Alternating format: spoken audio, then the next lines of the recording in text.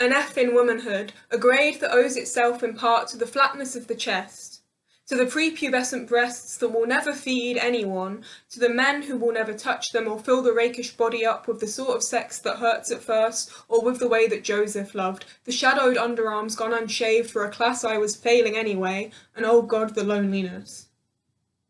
There are essays about the loneliness, and there are words for women like me. I only like some of them. I have no right to be so cynical towards men if I won't lie down and be hurt by them in the adequate, ordinary way. I haven't paid my entry fee to the club of women who ate before their 20s. I'm not even hungry, and yet you can still see my ribs when I stretch. Is there a word for a woman who loves a woman but never learned how to be one, how to see one independent of yellow wallpapers, of the Bible, of every straight woman in the family, of being so comparatively empty? I was 14 when I started to mourn the mother I might never be. I want a baby. I want to be called baby, but women intimidate themselves with me as though I am stone cold cut and scary, as though they could catch the wrong in me.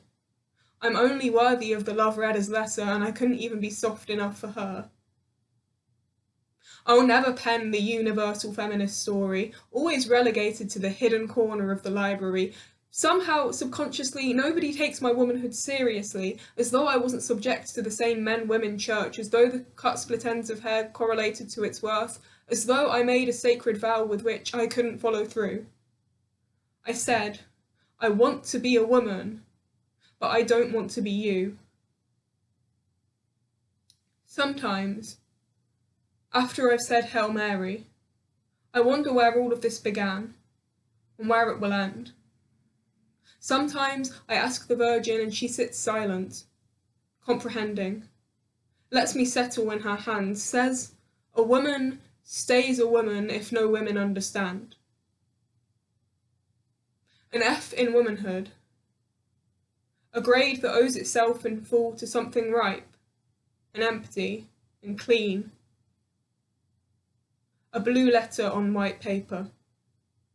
Still water. Still she.